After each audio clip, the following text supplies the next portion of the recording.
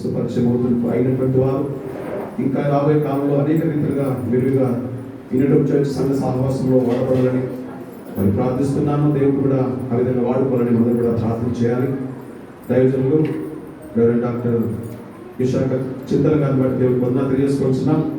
వారు ఈ హైదరాబాద్ ప్రాంతానికి సుపరిచితులు. షకీనా ఫౌండేషన్ అనేటువంటి మరి సేవా సంస్థకు మరి వికలాంగమైనటువంటి మానసికమైనటువంటి వారి బిడ్డలకు మరి ఒక స్కూల్ రన్ చేస్తున్నటువంటి సేవా సంస్థ.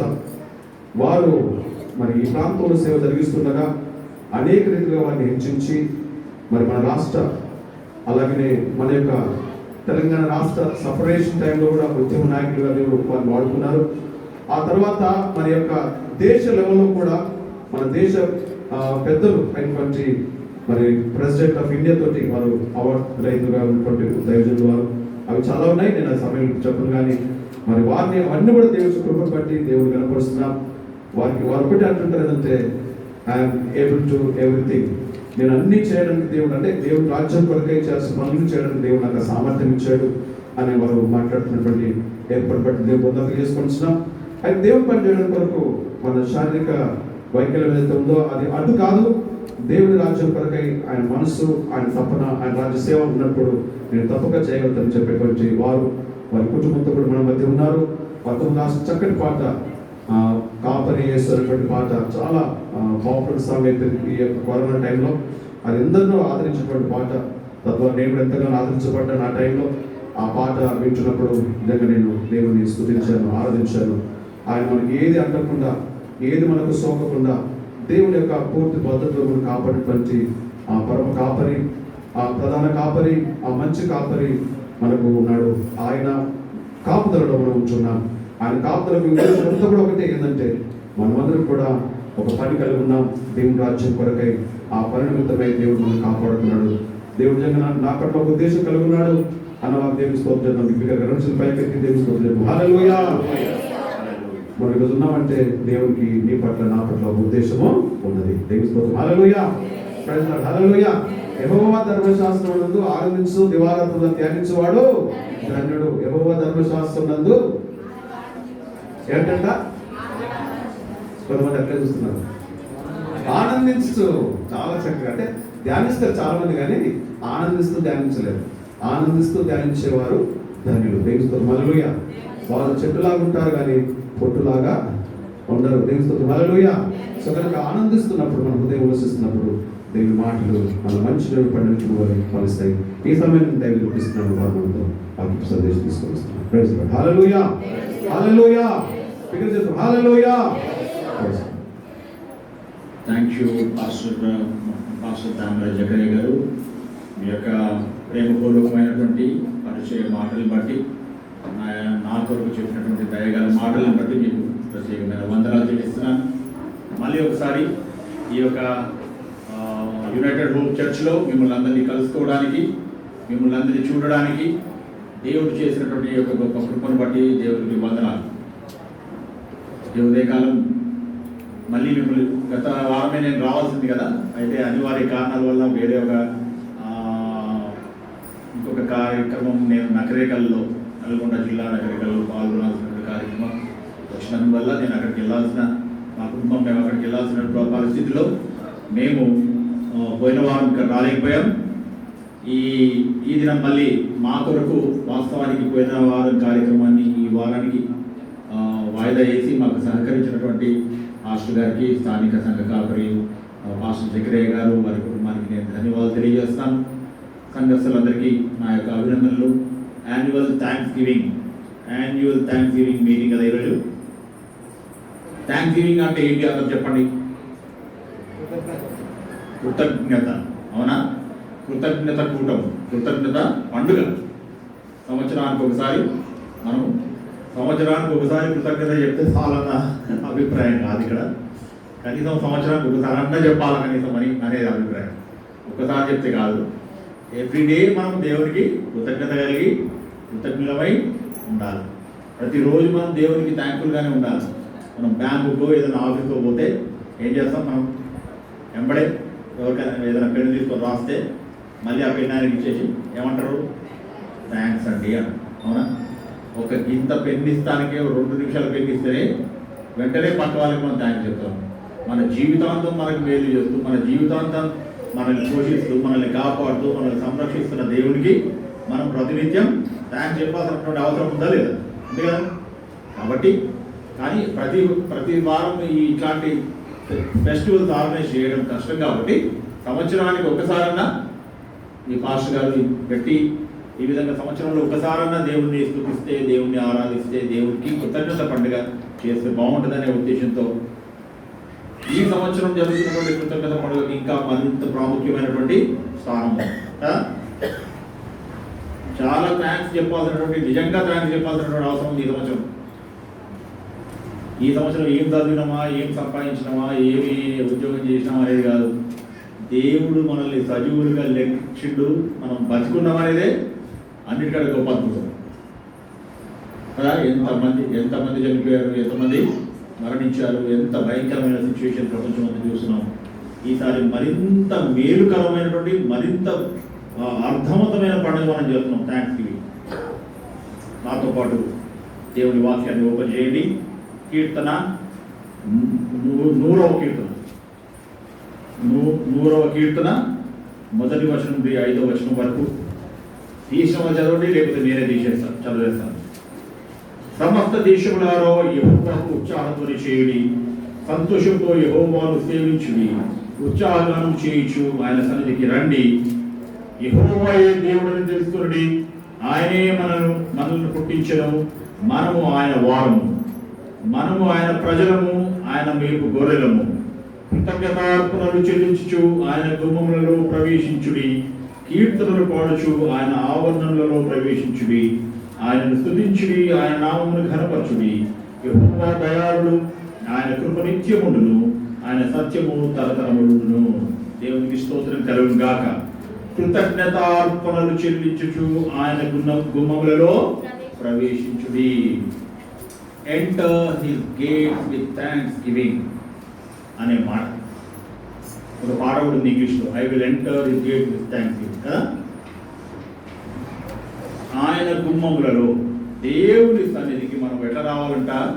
కృతజ్ఞతార్పణలు చేతపట్టుకొని, కృతజ్ఞత నిండిన హృదయాలతో, కృతజ్ఞత కలిగినటువంటి మనసులతో, అటువంటి జీవితంతో దేవుని సన్నిధిలో, దేవుని ఆలయంలో ప్రవేశించాలి, ఆయన గుమ్మంలో ప్రవేశించాలని ఈ ఉదయకాల సమయం ఈ 100వ కీర్తనలో మనం జ్ఞాపకం చేయబడుతున్నాం. దేవునికి స్తోత్రం కలుగును గాక.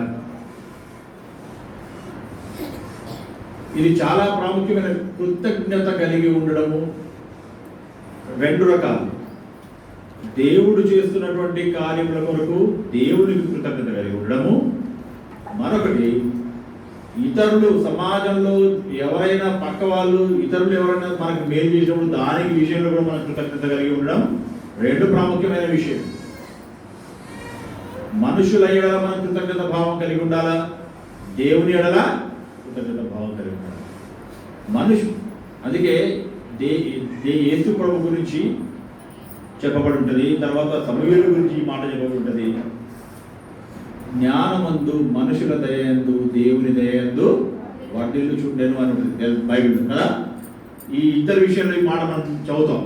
సమూయేలు విషయంలో ప్రభు యేసుక్రీస్తు బాల్యంలో మనుషుల దయ అనేది ఉండాలంటే మనం కృతజ్ఞత కలిగి ఉంటేనే ఇతరులు మన ఏళ్ళ దయ కలిగి ఉంటారు. థ్యాంక్ఫుల్నెస్ అనేది మనకు చాలా చాలా ఎంతో లాభదాయకమైనటువంటి విషయాన్ని కలిగిస్తుంది, లాభాన్ని కలిగిస్తుందని దేవుని వాక్యంలో ఉంది. దేవుని ఎడల, దేవుడు మన ఎడల చేస్తున్న మేలుల్ని, ఉపకారములను జ్ఞాపకం చేసుకుంటూ ప్రతినిత్యము దేవునికి మన కృతజ్ఞతలు చెల్లించబద్ధులమై ఉన్నామని ఈ ఉదయకాల సమయంలో దేవుని వాక్యంలో నుండి మనం గ్రహిస్తూ ఉన్నాం. దేవునికి స్తోత్రం కలుగుగాక. నేను చెప్తున్న రెఫరెన్సెస్ ఫాస్ట్గా తీయండి. ఎవరు ఫాస్ట్గా తీస్తే, ఎవరు చక్కగా చదివితే వాళ్ళు చదవండి. కొలస్సై పత్రిక 3వ అధ్యాయము 15వ వచనం చదువుదాం. 15 నుంచి 17 వరకు కొలస్సైలో రాసిన పత్రిక 3వ అధ్యాయం 15 నుంచి 17 వరకు. క్రీస్తు అనుగ్రహించు సమాధానము మీ హృదయములలో ఏలుచుండనియుడి. మ్మ్. ఇందుకొరకే మీరొక్క శరీరముగా పిలువబడితిరి. మ్మ్. మరియు కృతజ్ఞులై ఉండుడి. చూసినా పౌలు భక్తుడు కొలస్సీయులకు రాసినటువంటి ఈ పత్రికలో ఈ మాట చాలా ప్రత్యేకంగా ఇక్కడ మెన్షన్ చేస్తున్నారు. కృతజ్ఞులై ఉండండి అంటే థ్యాంక్ఫుల్ గా ఉండండి. దాని తర్వాత చదువున్నాము. సంగీతములతోనూ కీర్తనలతోనూ ఆత్మ సంబంధమైన పద్యములతోనూ ఒకరికి ఒకడు బోధించుచు బుద్ధి చెప్పుచు కృపా సహితముగా మీ హృదయములలో దేవుని గూర్చి గానం చేయుచు సమస్త విధములైన జ్ఞానంతో క్రీస్తు వాక్యం మీలో సమృద్ధిగా నివసింపనీయుడి. మరియు మాట చేత గాని క్రియ చేత గాని మీరేమి చేసినను ప్రభువైన యేసు ద్వారా తండ్రి అయిన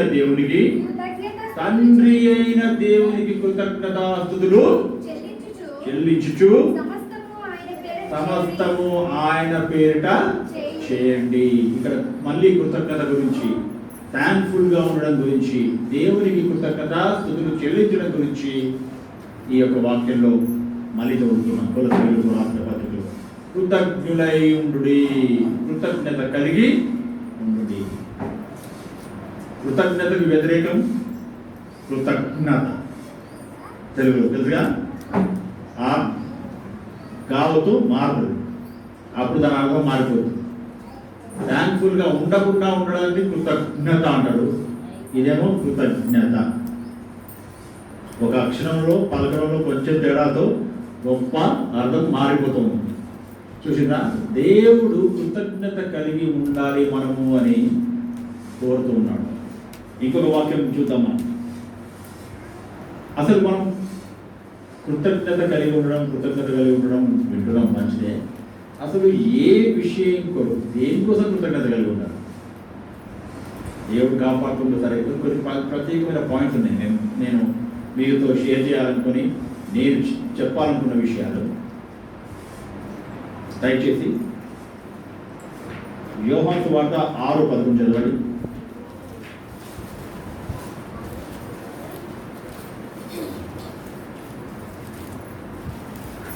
యోహాను 6:11.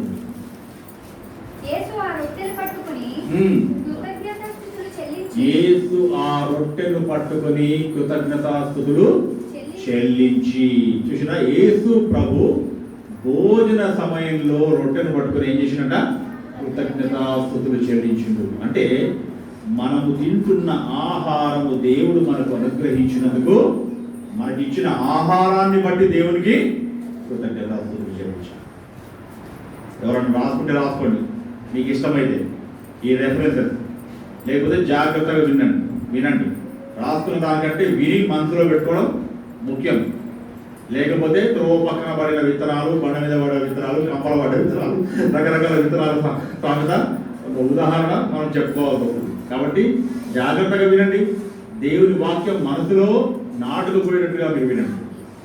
మనము భుజిస్తున్నాము, మనం తింటున్నాము అంటే దేవుడు దాని వెనకాల ఎన్నో మంచి విషయాలు మనకు చేసిండు కాబట్టి ఆయనకి కృతజ్ఞతలు చెల్లించాలి. తింటున్నావు అంటే, ఆహారం తింటున్నావు అంటే నువ్వు కష్టపడే శక్తిని దేవుడు ఇచ్చాడు, కష్టపడడానికి ఆరోగ్యం ఇచ్చాడు, నీకు సంపద ఇచ్చాడు, నీకు ధనం అనుగ్రహించాడు.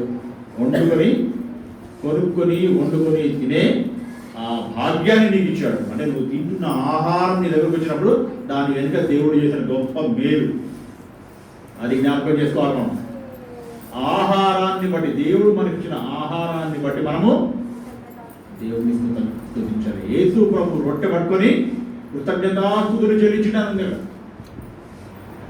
కొన్నిసార్లు భోజనం ముందుకు వస్తుంది, వచ్చిన దానికి కృతజ్ఞత ఉండదు. మనకి ఉప్పు లేదు, కారం లేదని సతాయిస్తాం ఇంట్లో, అవునా? కొంతమంది సంపాదించడానికి ఏమో బతకిస్తులు ఉంటారు. కొంతమంది చూస్తాను నేను, ఏం పని చేయరు, టైంకి భోజనం కావాలి. అటడో మీరు కూడా చూసుకుంటారుగా, వీటికి తిండి దానికి అంటారు కదా, అసలు కష్టపడి పని చేయరు, ఆహారం అయితే కావాలి. మరి కష్టపడి పని చేయనోడు ఆహారం తినడానికి హక్కు లేదని బైబిల్ తెలుసా? నువ్వు కష్టపడకుండా ఆహారం తినడానికి వీల్లేదు. నీకు కష్టపడే శక్తి సామర్థ్యాన్ని దేవుడు మీకు ఇస్తున్నాడు కాబట్టి దేవుని స్తుతించాలి. ఇచ్చిన ఆహారాన్ని బట్టి దేవునికి మనము కృతజ్ఞతాస్తుతులు చెల్లించాలి. ఇంకా దేని కొరకు మనం దేవునికి కృతజ్ఞతాస్తుతులు చెల్లించాలంటే దేవుడు మనకిచ్చే జ్ఞానాన్ని బట్టి. దానియేలు చూద్దాం. దానియేలు 2వ అధ్యాయం 23వ వచనం చదవండి. దానియేలు గ్రంథము 2వ అధ్యాయం 23 చదవండి. మా పితరుల దేవా, మ్మ్. నీవు వివేకమును బలమును నాకు అనుగ్రహించి ఉన్నావు. నీవు వివేకమును బలమును నాకు అనుగ్రహించి ఉన్నావు. మేము అడిగిన ఈ సంగతి ఆ. ఇప్పుడు నాకు తెలియజేసి ఉన్నావు గనుక ఆ. నేను నిన్ను స్తుతించుచు గనపరచుచున్నాను. నేను నిన్ను స్తుతించుచు ఘనపరచుచున్నాను. చూసారా, దానియేలు గ్రంథంలో ఈ మాట ఉంది. మా పితరుల దేవా, మాకు వివేకము బలము నువ్వు అనుగ్రహించావు.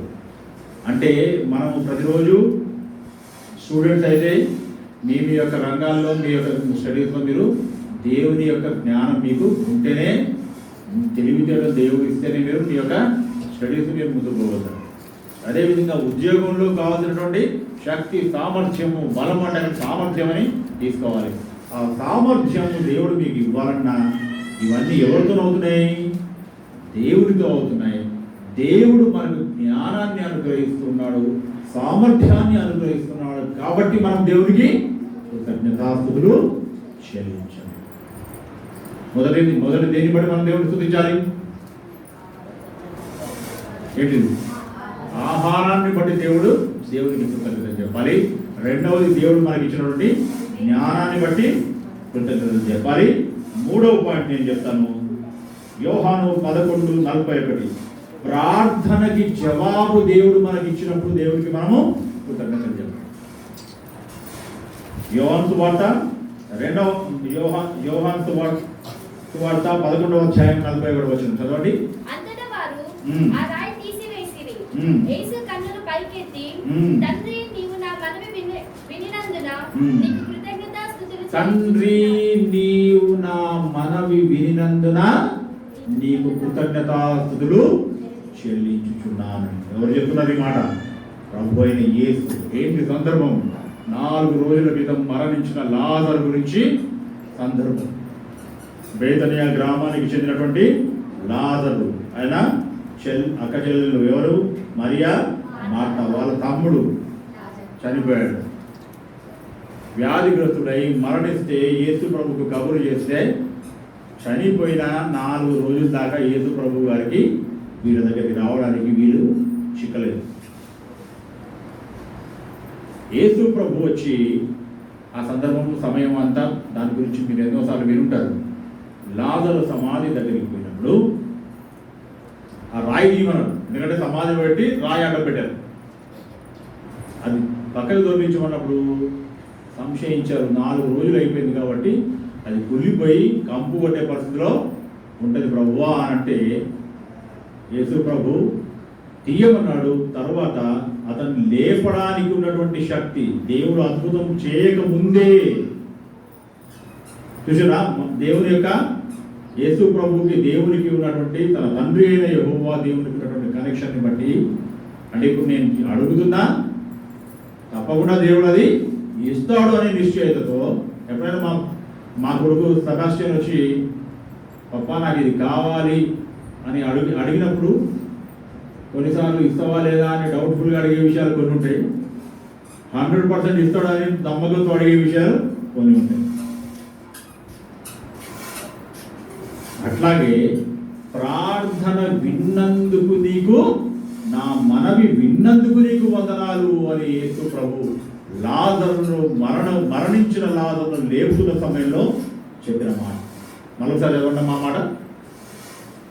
11:41. యేసు కన్నులు పైకెత్తి, తండ్రి నీవు నా మనవి వినినందున నీకు కృతజ్ఞతాస్తుతులు చెల్లించుచున్నాను. ఎన్నోసార్లు మనం అనేకమైన విషయాల కోసం ప్రార్థన చేస్తాం కదా, ఎన్నో విషయాల కోసం ప్రార్థన చేస్తాం. ప్రార్థన చేసినాక దేవుడు మన మనవి విని మనకు జవాబు అనుగ్రహించి మన కోరిక, మన ప్రార్థన అంశం నెరవేర్చినప్పుడు ఏం చేయాలి? మరి అప్పుడు దేవుడికి కృతజ్ఞత స్తుతులు చెల్లించాలి, కృతజ్ఞతలు తెలియజేయాలి. అది చాలా ప్రాముఖ్యమైన విషయం. ప్రార్థించి మన అవసరత తీరిన తర్వాత దేవుణ్ణి మర్చిపోవడం కరెక్ట్ విషయం కాదు. ప్రార్థించినాక దేవుడు మనవి ఆలకించినందుకు దేవునికి మనం కృతజ్ఞత చెల్లించడానికి ఇది ఒక కూడా ప్రధానమైనటువంటి కారణమని ఉదయకాల సమయం దేవుని వాక్యం ద్వారా మనం హెచ్చరింపబడుతున్నాం. ఇంకొక విషయాన్ని నేను మీకు చెప్తాను. 1 కొరింథీ 15:57 చదవండి.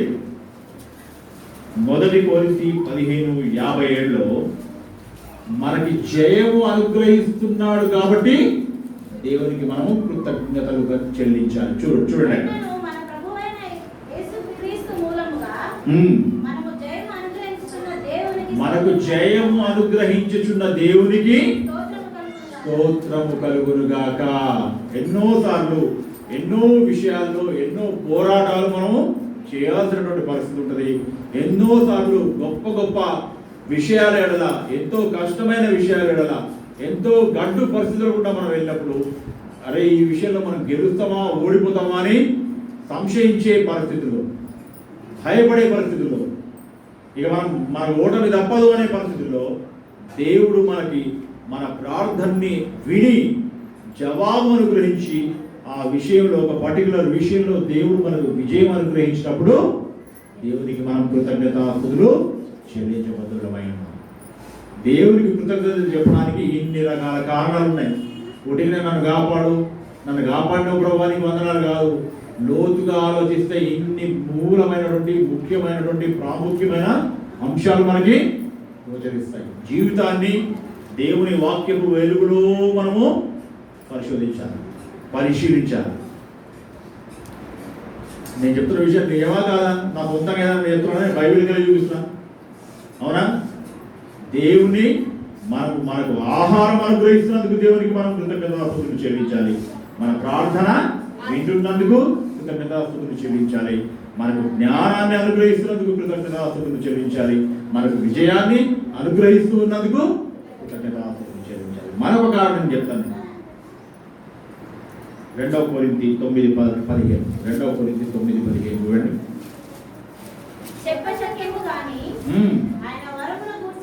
చెప్పశక్యము కాని ఆయన వరమును గూర్చి దేవునికి ఏందా వరం? చెప్పశక్యము కాని వరం అంటే యేసు ప్రభువు నీ కొరకు నా కొరకు పరమండలము నుండి దిగివచ్చి సిలువలో మరణించి తిరిగి లేచి మన పాప జీవితాన్ని, మన దుర్మార్గమైన జీవితాలను, మనము నరకంలో పడాల్సినటువంటి పరిస్థితిని తప్పించి మనకు అనుగ్రహించిన రక్షణ ఆ చెప్పశక్యము కాని వరం. దేవుడు మనకి ఇచ్చిన రక్షణను బట్టి మనము దేవునికి కృతజ్ఞతలు చెల్లించాలి. అందరికీ దేవుడు లేని వాళ్ళకి, దేవుణ్ణి కలిగిన వారికి, అన్ని జనులకి, దేవుని బిడ్డలకి తేడా మనకు తెలుసుగా. ఖచ్చితంగా దేవుడు ఇతరులకు లేని గొప్ప దీవెనకరమైన, సమాధానకరమైన, సంతోషకరమైన జీవితాలు మాకు ఇచ్చాడు అని చెప్పేవాళ్ళు చేయటం ఉత్తగానే ఎత్తొద్దు. ఇతరులకు లేని ఆనందకరమైన జీవితాన్ని దేవుడు మేము అనుభవిస్తున్నాము. ఇతరులకు లేని నిరీక్షణ దేవుడు మాకు ఇచ్చాడు. ఇతరులకు లేని గొప్ప రక్షణ ఆనందాన్ని మాకు ఇచ్చాడు. అందుకే ఆ వెలుగులో, ఆ ఆనందంలో మా జీవితాలు ఇతరులకు భిన్నంగా ఉన్నాయని చెప్పేవాళ్ళే చెప్పారు. నేను చెప్పింది ఇప్పుడు అర్థమవుతుందిగా. ఇంతమంది లేదు, చాలా ధన్యులు. ఎవరైనా దేవుణ్ణి రక్షకుడిగా అంగీకరించకుంటే, ఇంకా దేవుని మార్గంలో సరిగ్గా లేకుండా గోడ మీద నడుస్తూ ఎటు దురుకుదామా అని ఆలోచించే వాళ్ళు కాకుండా ఈరోజు ఒక నిర్ణయం తీసుకోండి.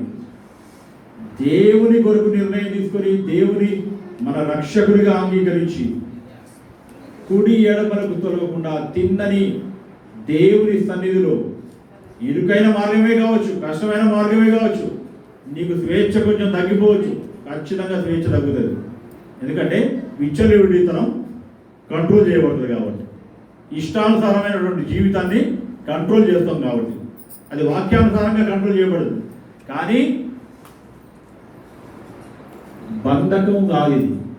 బంధకం నుండి విముక్తి, స్వేచ్ఛలోనే బాధ్యతాయుతమైన ప్రవర్తన నేర్పించేది దేవుని వాక్యం. స్వేచ్ఛ ఉంది, నువ్వు స్వేచ్ఛ, పాపము నుండి స్వేచ్ఛ, బంధకము నుండి స్వేచ్ఛ. దేవునిలోకి వచ్చిన తర్వాత బయట ఎట్లా చేసినావు, ఇక్కడ కూడా అట్లా చేసి మరి దాని దీనికి ఎంత తేడా ఉంటుంది?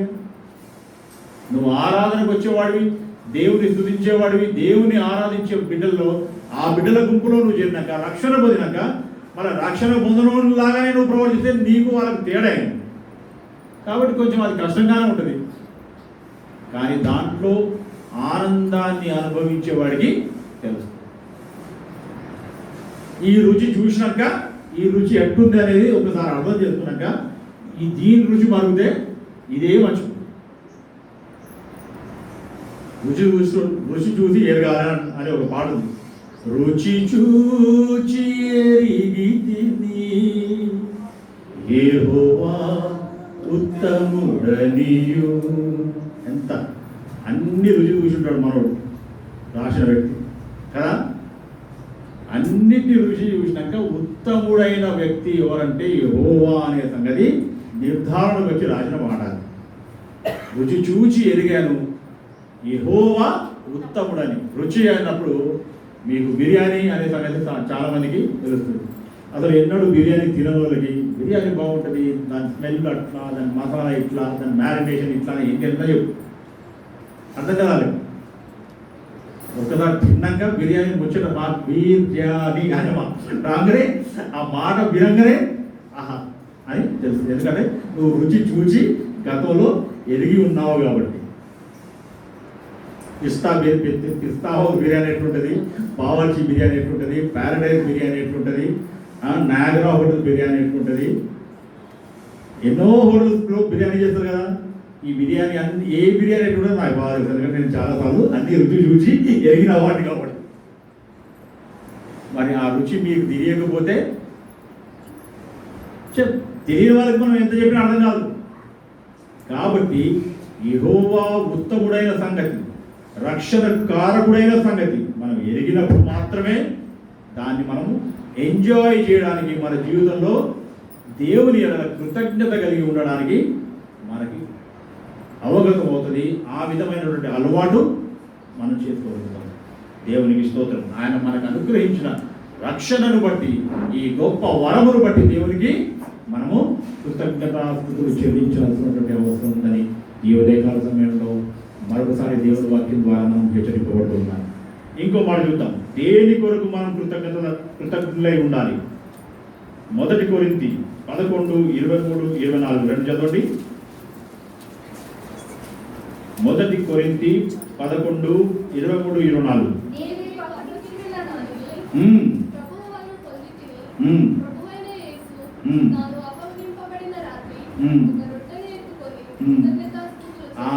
చూసిరా, ప్రభు అయిన యేసు తాను అప్పగింపబడిన రాత్రి ఒక రొట్టె పట్టుకుని కృతజ్ఞతాస్తుతులు చెల్లించి, మిగతా విషయాలు మీకు అందరికీ తెలుసు. దాని తర్వాత పాత్రను ఎత్తుకొని దీంట్లోనే తాగండి, ఇది నా శరీరం అని చెప్పాడు.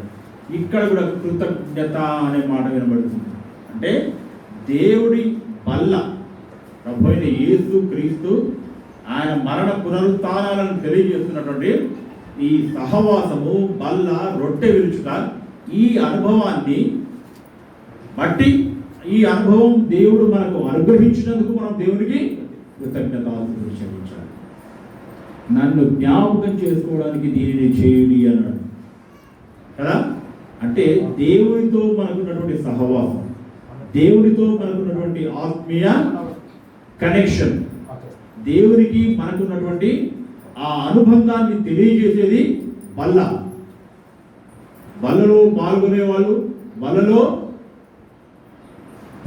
ప్రతిసారి ఇచ్చినప్పుడల్లా మీరు పాల్గొనే స్థితిలో ఉన్నవారు, ఆత్మీయ స్థితిలో దేవునితో అనుసంధానమైన వారు మాత్రమే ఈ బలలో పాల్గొనడానికి అర్హులు అనే సంగతి, రక్షణ అనుభవం పొంది వాక్యానుసారమైనటువంటి జీవితం జీవిస్తున్న వారు మాత్రమే ఈ బలలో పాల్గొనడానికి అర్హులు అనే విషయం మీ అందరికీ తెలుసు.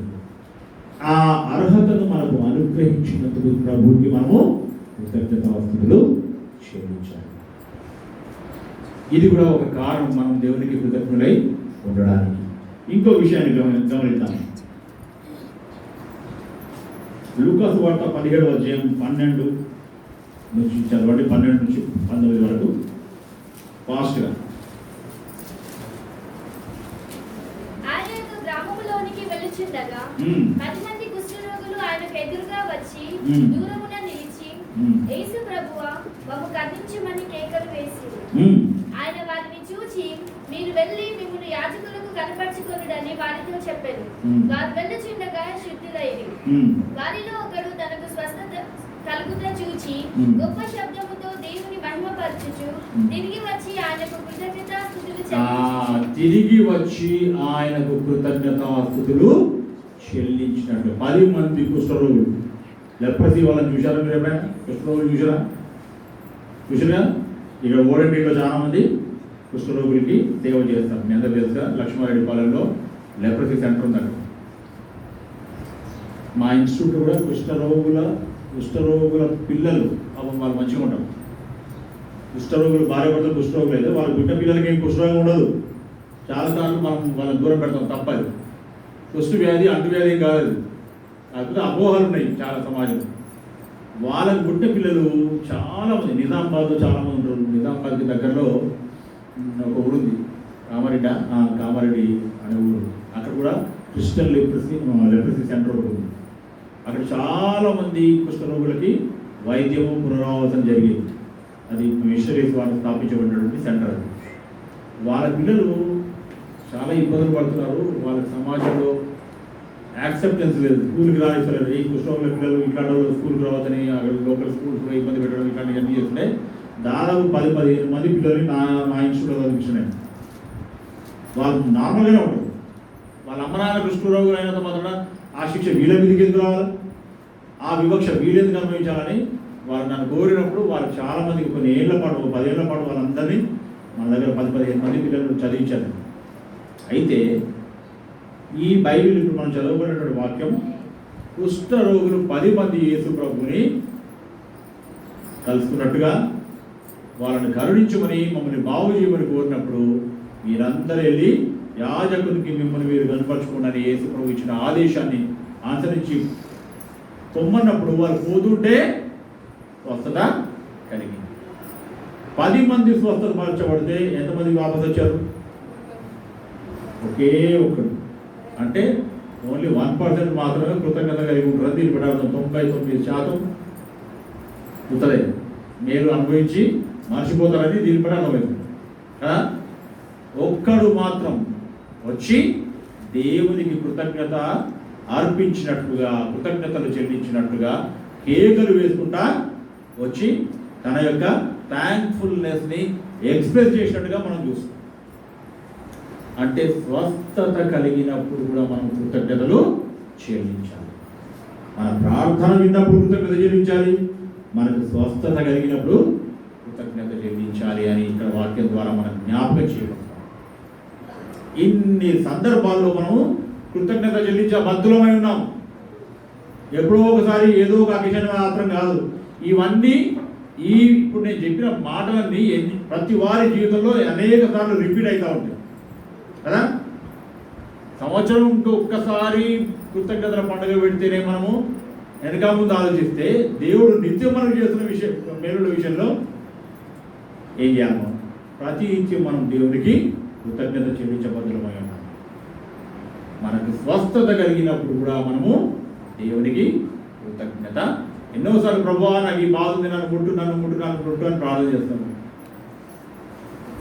దేవుడు ఆ ప్రార్థన విని జవాబిచ్చినాక మనము కృతజ్ఞత చెల్లిస్తున్నామా లేదా, కృతజ్ఞత దేవునికి అర్పిస్తున్నామా లేదా, ఆ కృతజ్ఞత భావం మనలో ఉందా లేదా అని దేవుడు పరిశీలిస్తాడు. దేవునికి స్తోత్రం కలుగును గాక. అందుకే కొలస్సైలో నేను చెప్పిన వాక్యం మరోసారి వినండి. 3వ అధ్యాయం 15వ వచనం మరోసారి చదవండి.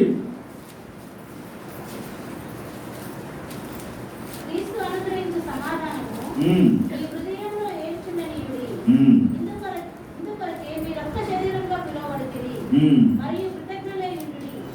సంగీతములతోనూ కీర్తనలతోనూ ఆత్మ సంబంధమైన పద్యములతోనూ ఒకరినొకరు బోధించుచు బుద్ధి చెప్పుచు కృపాసహితంగా మీరు హృదయంలో దేవుని గురించి గానము చేయుచు ఉమ్. సమస్త విధములైన జ్ఞానముతో ఉమ్. క్రీస్తు వాక్యం మీలో సమృద్ధిగా నివసింపనియండి. ఉమ్. మరియు మాట చేత గాని క్రియ చేత గాని మీరేమి చేసినను ప్రభువైన యేసు ద్వారా తండ్రి అయిన దేవునికి కృతజ్ఞతాస్తుతులు చెల్లించుచు. మీరు ఏమి చేసినను తండ్రి అయిన దేవునికి కృతజ్ఞతాస్తుతులు చెల్లించుచు సమస్తము ఆయన పేరట చేయండి. చూసారా, ప్రతి విషయంలో మనం కృతజ్ఞత స్తుతులు చెల్లించబద్ధులమై ఉన్నాము. అన్ని విషయములలో ఆయన చేసిన ఉపకారములను మనము తలపోస్తూ ఆయనకు కృతజ్ఞత కలిగి ఉండవలసినటువంటి వారమై ఉన్నామని ఉదయకాల సమయంలో ఈ కృతజ్ఞతల పండుగలో మనం జ్ఞాపకం చేయబడుతున్నాం. 100వ కీర్తనలో మనం చదివినట్టుగా కృతజ్ఞతాస్తుతులు చెల్లించుచు నీ గుమ్మములలో నేను ప్రవేశిస్తాను. I will enter his gates with thanksgiving in my heart అనే మాట. దేవుని సన్నిధికి మనం వస్తున్నప్పుడల్లా, దేవుని ఆలయంలోకి మనం వస్తున్నప్పుడల్లా, సంఘంలోకి మనం వస్తున్నప్పుడల్లా మనం కృతజ్ఞత భావంతోనే రావాలి. అంతేగాని క్రిటిసైజ్ చేయాలనే ఆలోచనతో, విమర్శనాత్మకమైన దృష్టితో రావడం.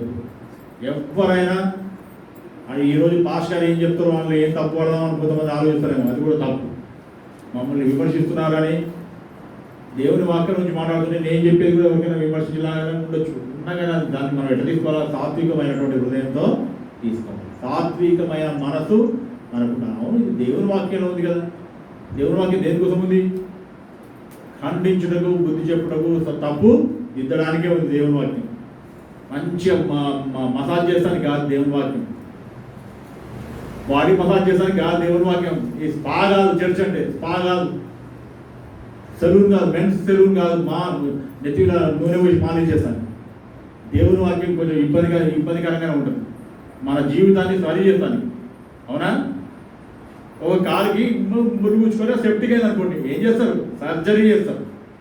హాస్పిటల్ పోతే అయ్యో నొప్పుది కదా అని పైన ట్యూబ్ రాసి పంపిస్తే కొన్ని రోజుల తర్వాత సెప్టిక్ అయి మొత్తం కాలే కొట్టేయాల్సి వస్తుంది.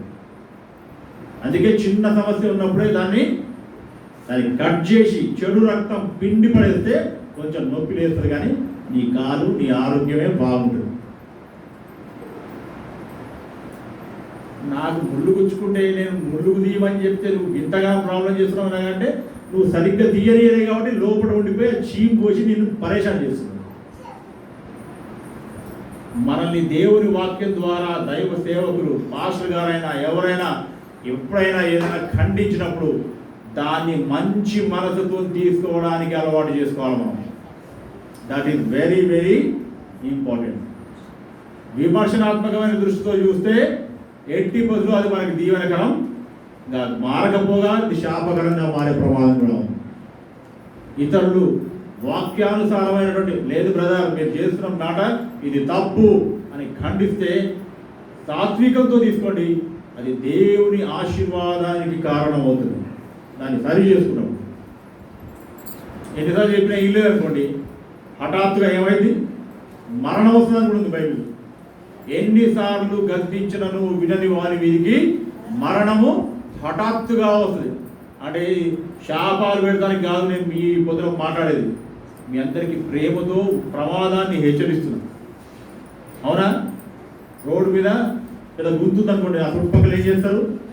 ఇక్కడ ప్రమాదం జాగ్రత్తగా ఉండని ఏదోగా రాళ్ళు పెట్టడమో, ఏదో ఒక సంఖ్య పెట్టడమో, ఒక రెడ్ జెండా కట్టడమో ఏదో ఒకటి చేస్తాం. రెడ్ జెండా కడుతున్నాను దేవుని వాక్యం ద్వారా. దేవుని వాక్యం ద్వారా మనల్ని హెచ్చరించినప్పుడు, దైవ సేవకులు కానీ సంఘ కాపరి కానీ హెచ్చరించినప్పుడు దాన్ని మనం సరిగ్గా సాత్వికమైనటువంటి మనసుతో తీసుకోకపోతే మనమే ప్రమాదంలో పడతాం, కానీ ఇతరులకి ఏ బాధ్యత ఉండదు. చెప్పకుండా బాధ్యత ఉంటుంది, చెప్పినాక బాధ్యత ఉంటుంది. అది ఆ విషయాన్ని మనం గ్రహించాలి. ప్రమాదాన్ని మనం పసిగట్టాలా, మంచి మనసుతో సాత్వికంతో దాన్ని మనం గ్రహించాలి. ఇంకో విషయం, ఇది సంఘానికి కావాల్సినటువంటి మంచి ఉపదేశం కూడా నేను మీతో షేర్ చేయాలని నేను కోరుతున్నాను. ఆదిమ సంఘం గురించి ఒకసారి విందాం. 2వ అధ్యాయం అపోస్తల కార్యం 2వ అధ్యాయము ఒక్కసారి చదవండి. అపోస్తల కార్యం 2వ అధ్యాయం 42 నుంచి 47వ మాట కూడా నేను దేవునికి కృతజ్ఞతలు ఎలా చెప్పాలి, అదేవిధంగా సంఘంలో మన ప్రవర్తన ఎట్లా ఉండాలి, సంఘం అంటే ఎట్లా ఉండాలి అని 1-2 పాయింట్ నేను మీతో షేర్ చేస్తాను. దయచేసి అపోస్తుల కార్యం 2వ అధ్యాయం చేయండి, 42 నుంచి చదవండి, 42 నుంచి 47 వరకు. 42 నుంచి చదువుతున్నారా? రైట్, చదవండి.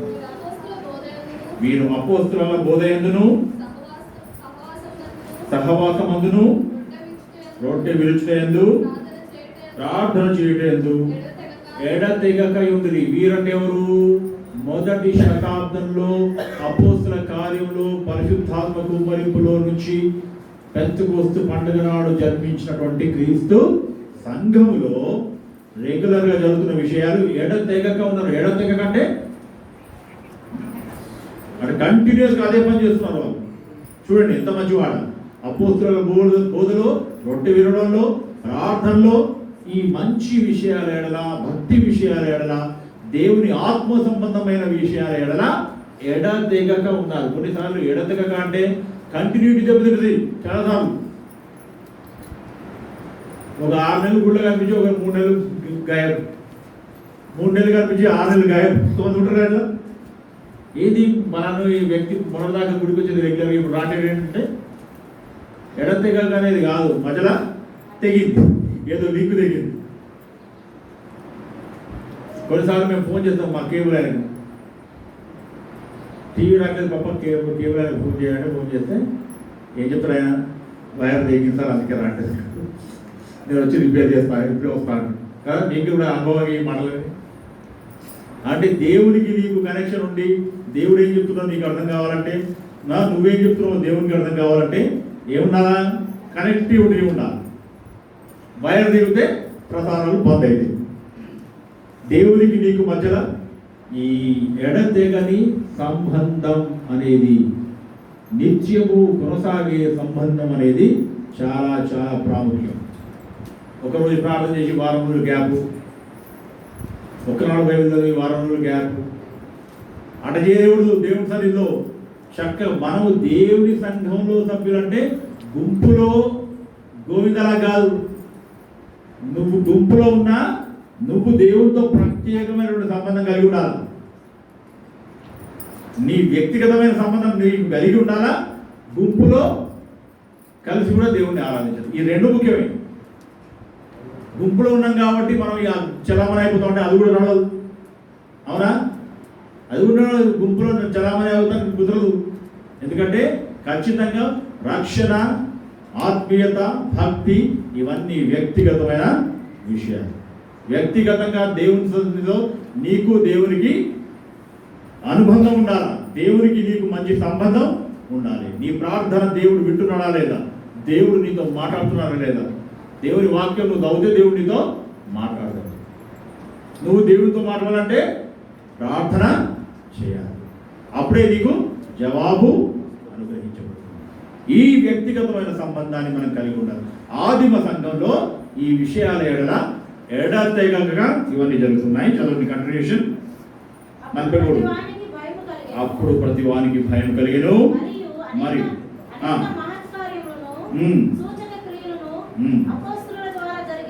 అనేకమైన మహత్కార్యాలు, సూచక క్రియలు, అద్భుతాలు అపోస్తుల ద్వారా జరుగుతూ ఉంది ఆ మొదటి శతాబ్దంలో.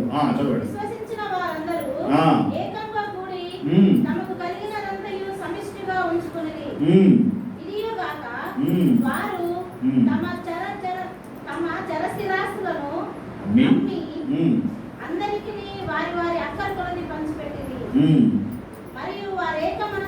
మరియు వారి ఏక మనస్కులై ప్రతి దినము దేవాలయంలో తప్పక కూడుకొనుచు. ప్రతి దినము దేవాలయం కూడుకుంటారట. ఒక ఆదివారం రమ్మంటే మనము వెనకపోతే ఆలోచిస్తున్నాము, లేట్ వస్తున్నాం కదా చాలాసార్లు. మొదటి శతాబ్దపు ఆదిమ సంఘంలో జరిగిన విషయం ఏంటంటే ఎవ్రీడే దేవాలయంలో కూడుకుంటున్నారు, ప్రార్థన చేసుకుంటున్నారు. వారికి కలిగిన అందరి అక్కర్లు తీర్చడానికి చేతులు కలుపుతున్నారు. సమష్టి సంఘ జీవితాన్ని కొనసాగిస్తున్నారు. కంటిన్యూ చేయండి.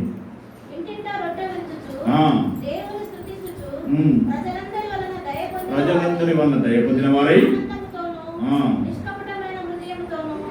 ఆహారము పుచ్చుకొనుచుండిరి. మ్మ్. మరియు ప్రభువు రక్షణ పొందుతున్న వారిని ఆ. అనుదినము వారితో చేర్చుచుండెను. అనుదినము వీళ్ళు చేస్తున్నటువంటి కార్యక్రమాలు, వీళ్ళు కూడుకోవడం, వీళ్ళు దేవుళ్ళు ఆనందించడం, వీళ్ళ బాధ్యతాయుతమైనటువంటి ప్రవర్తన, ఇవన్నీ చూసి ఇంకా అనేక మంది ప్రభు యొద్దకు వస్తున్నారు. అనుదినము రక్షణ పొందుతున్న వారిని దేవుడు సంఘంలో చేరుస్తున్నాడు. సంఘం అభివృద్ధి చెందుతా ఉంది. ఆ దినం అపోస్తుల కార్యం 2వ అధ్యాయంలో ప్రారంభించబడినటువంటి దేవుని సంఘం నేటికి కొనసాగుతుంది. అనేకమైన గ్రామాల్లో, అనేకమైన పట్టణాల్లో, అనేకమైన దేశాల్లో, అనేకమైన ఊర్లలో, కాలనీల్లో కూడా ఆనాటి సంఘమే ఈ విధంగా శాఖోపశాఖలై ఈ రోజు మనం ఇక్కడ నివసిస్తున్నటువంటి ఈ జ్యోతిరావు ఫులే కాలనీలో ఉన్నటువంటి యునైటెడ్ హోప్ చర్చ్ దాకా కూడా అదే సంఘం విస్తరించింది. చూసిరా ప్రపంచం. హల్లెలూయా, హల్లెలూయా. ఎప్పుడైతే అపోస్తుల కార్యం 2వ అధ్యాయంలో ప్రారంభించబడినటువంటి సంఘం పరిశుద్ధాత్మలో నుంచి ఉద్భవించిన, పరిశుద్ధాత్మ కుమ్మరింపు ద్వారా ఉద్భవించినటువంటి మొదటి సంఘంలో, మొదటి శతాబ్దంలో, మొదటి దినాల్లో ఏర్పడిన మొదటి సంఘంలో 3000 మంది ఒకే రోజు బాప్తిజం పొంది సభ్యులుగా చేర్చబడ్డారు. తర్వాత దినదినం అనేక మంది ఈ సంఘంలో సభ్యులుగా చేర్చుతా ఉన్నారు. దేని కొరకు? సంఘంలో ఉన్నటువంటి విశ్వాసుల యొక్క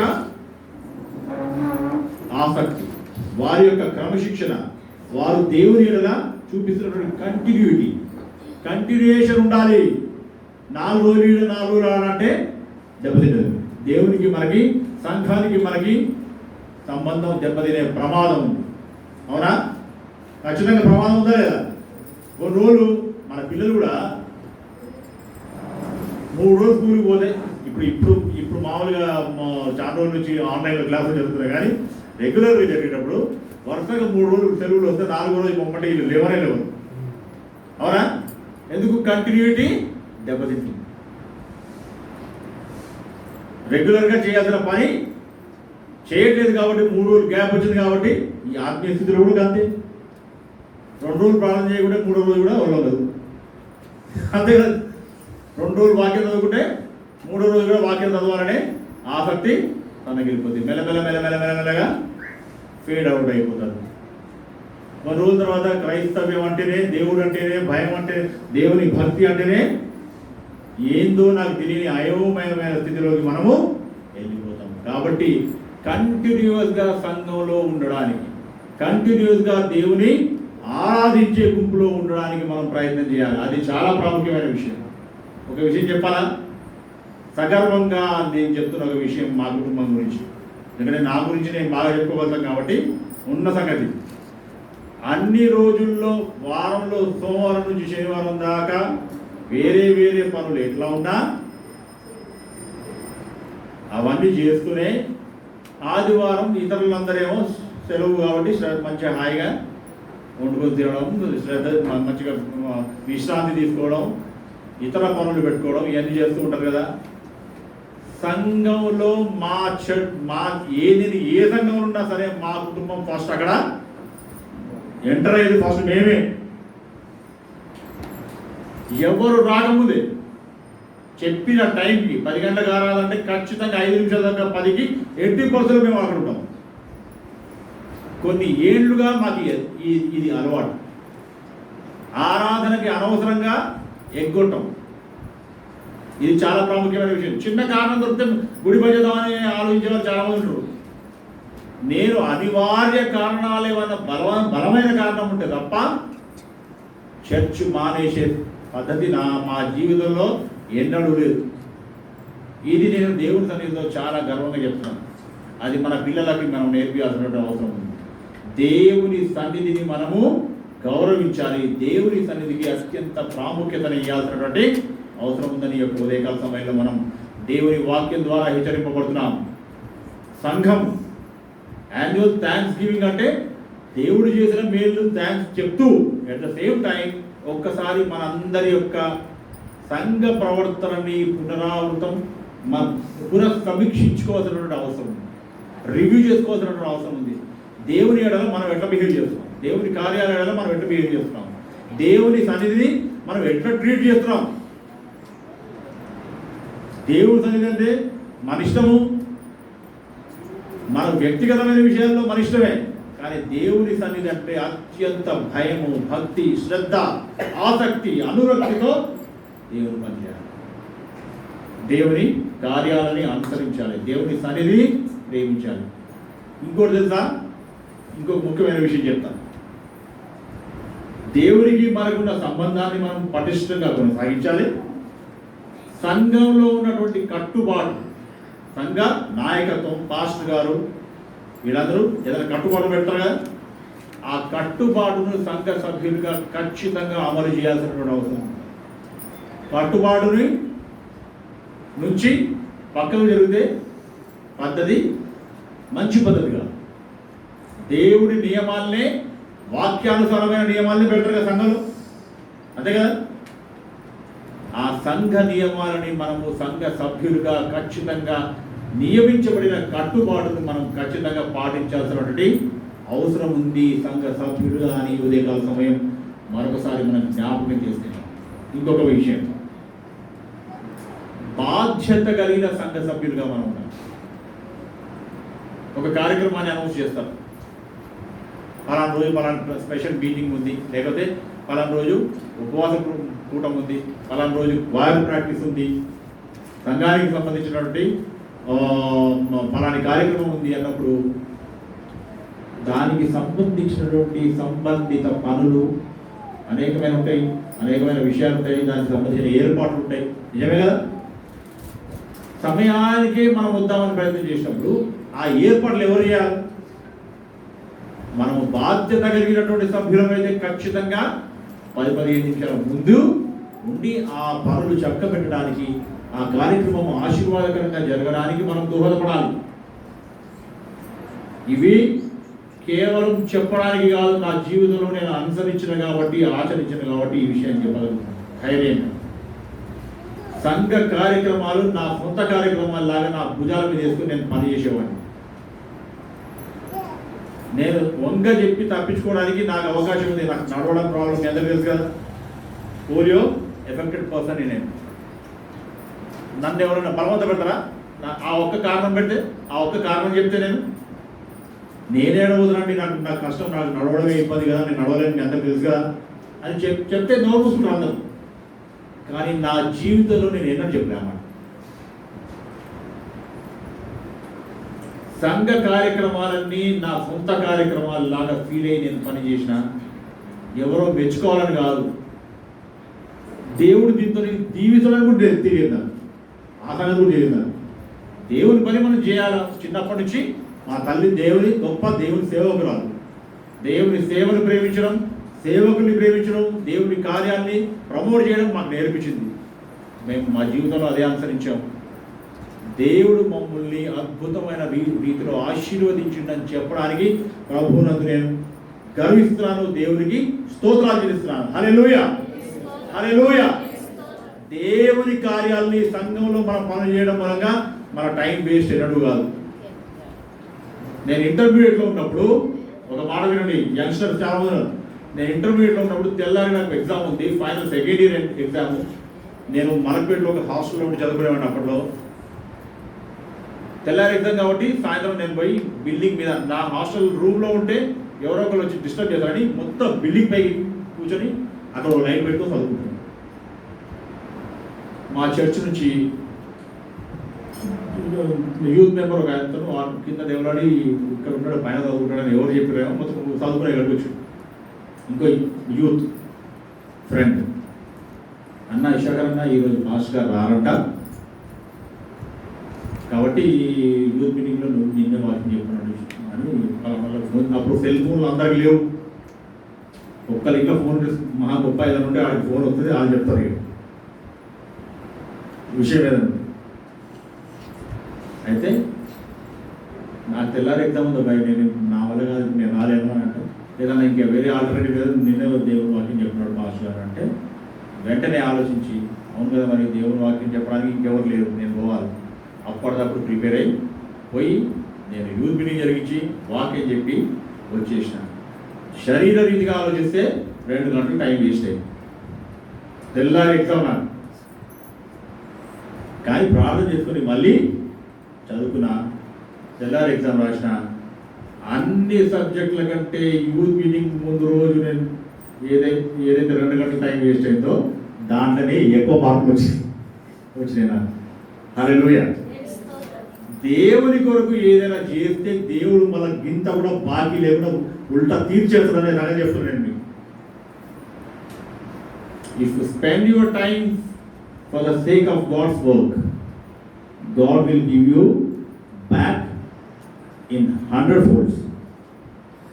నువ్వు గంట ఇస్తే నీకు 100 గంటల మేలు చేస్తాడు. అది ఖచ్చితం. అది దేవుడు ఆ విధంగా నా జీవితంలో చేసింది కాబట్టి నేను మీకు చెప్తాను. సంఘంలో బాధ్యతాయుతమైనటువంటి సభ్యులుగా మనం ఉండాలి.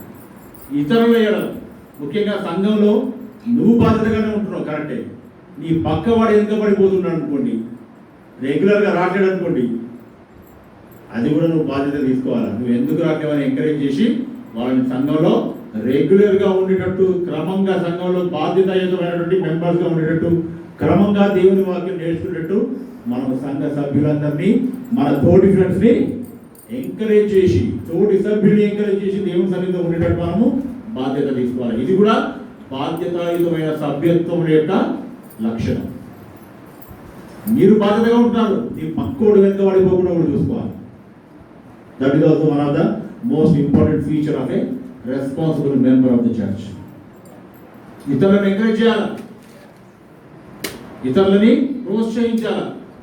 మేము పోతున్నాం, మీరు రండి అని. మీకు వారికి మంచి ఫ్రెండ్షిప్ ఉంటుంది. దేనికోసం ఆ ఫ్రెండ్షిప్? ఇంట్లో కబుర్లు చెప్పుకోవడానికి వారికి పరిమితం చేయకండి. ఇద్దరు కలిసి దేవుని సన్నిధికి రావడానికి దాన్ని ఉపయోగించండి. అప్పుడు దేవుని దీవెన మన జీవితంలో ఎట్లా ఉంటుందో చూడండి. ఇవన్నీ నేను ప్రాక్టికల్గా నా లైఫ్లో నేను అనుభవించి చేసి చూసిన కాబట్టి దేవుడు నన్ను, నా కుటుంబాన్ని గొప్ప దీవెనకరమైన కుటుంబంగా, గొప్ప ఆశీర్వాదకరమైన కుటుంబంగా దేవుడు మమ్మల్ని చేశాడు. ఇవన్నీ మీ జీవితంలో మీరు నేర్చుకొని మీరు కూడా దీవించబడాలని చెప్తున్నాను నేను. బాధ్యతాయుతమైన సభ్యులుగా మనం సంఘంలో ఉండాలి. ఇంకొకటి, సంఘ కాపరి ఎడల బాధ్యత కలిగి ఉండాలి. ఎట్లా?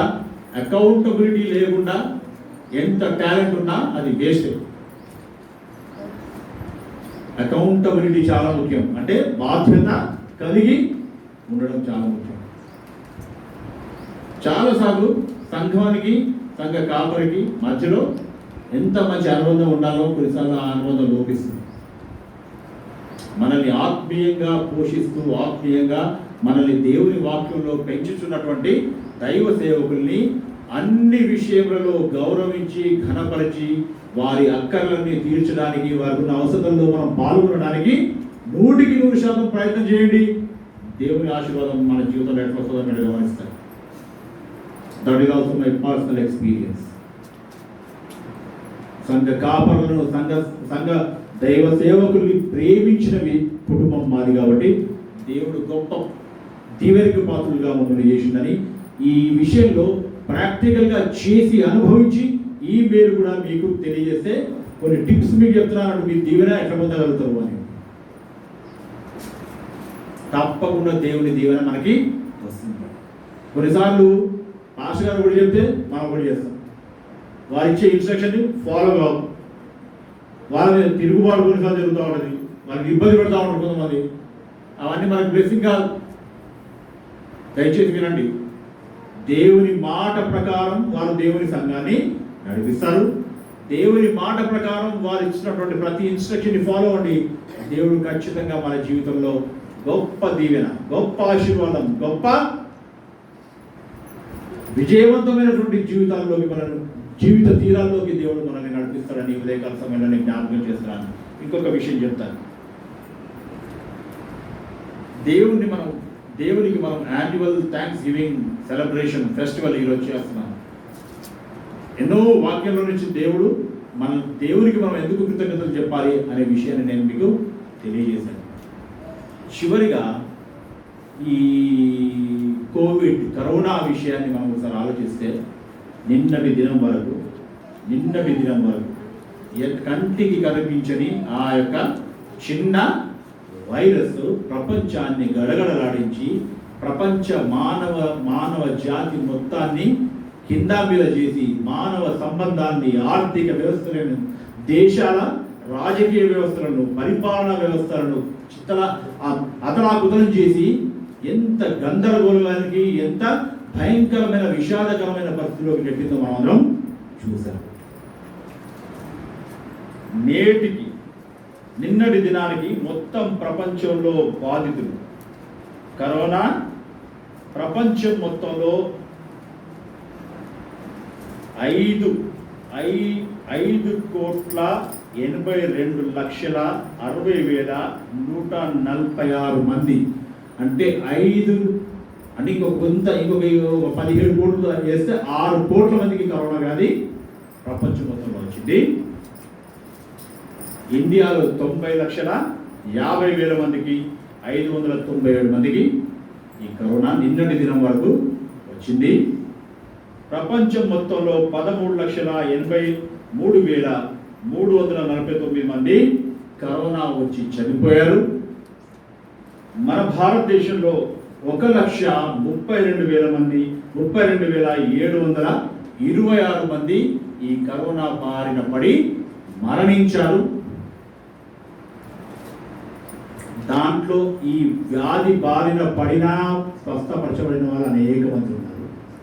మరణించిన వారి జాబితాలో మనము లేనందుకు మనము దేవుని స్తుతించే భద్రమై ఉన్నామా లేదా? అందరు దేవుని శరీరంలో చేతుల పైకెత్తి దేవుని స్తుతిద్దాం. హల్లెలూయా, హల్లెలూయా. అంటే మనం ఏదో నీతిమంతులమైనందుకు, మనం ఏదో గొప్ప వాళ్ళమైనందుకు, చాలా జాగ్రత్తలు పెట్టి శానిటైజర్లు వాడినందుకు, మాస్కులు పెట్టినందుకు కాదు కాపాడబడింది. చాలా ప్రోటీన్ ఫుడ్ తినదు కాదు. దేవుని దయతో, దేవుని కృపతో, ఆయన కనికరంతో మనం ఈ దినం బతికి పట్టగట్టాం. అవునా? ఇంకొక కారణం ఏం లేదు, దేవుని దయ తప్ప దీంట్లో. ఇంకెవరైనా నేను చెప్పిననుకో అదంతా ఉడిలే, అదంతా మిథ్యాన్ని సంగతి గుర్తుపెట్టుకోండి. దేవుని అంటే పెద్ద పెద్ద నర్సులు, డాక్టర్లు, పెద్ద పెద్ద ఇంటర్నేషనల్ ఫిగర్లు వాళ్ళందరికీ ఈ జాగ్రత్తలు చేత కదా తీసుకోవడానికి. చెప్పండి, పెద్ద పెద్ద సెలబ్రిటీలు ఇప్పుడు చనిపోయారు, మంత్రులు, ఎంపీలు చచ్చిపోయారు.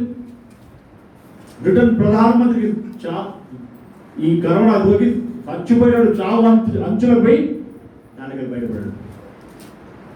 వాళ్ళకి తెలియదా ఈ జాగ్రత్తలన్నీ తీసుకోవాలని?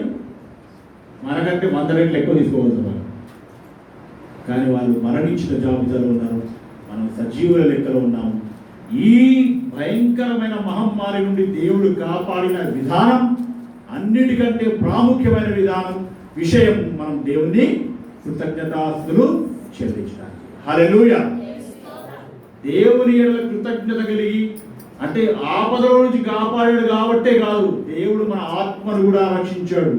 దేవుని కృతజ్ఞతలు చెల్లించడానికి మనకి దేవుడు అనుగ్రహించిన రక్షణ, కాపుదల, సంరక్షణ, ఆయన మనకు గ్యారంటీగా ఇచ్చినటువంటి పరిశుద్ధాత్మ, నిత్య జీవాన్ని బట్టి కూడా దేవునికి మనము కృతజ్ఞతాస్తుతులు చెల్లించే బదులమై ఉన్నామని మధ్యాహ్న సమయంలో నేను జ్ఞాపకం చేస్తూ ఈ యొక్క సమయాన్ని ఇచ్చి మీ అందరితో ఈ యొక్క దేవుని వాక్యాన్ని పంచుకోవడానికి నాకు అమూల్యమైన సమయాన్ని అనుగ్రహించినటువంటి పాస్టర్ జకరియా గారికి నేను ప్రత్యేకమైన వందనాలు చెల్లిస్తూ నా మాటలు ముగిస్తున్నాను. విన్న మీ అందరికీ ప్రభు పేరు కృతజ్ఞతలు. Thank you so much.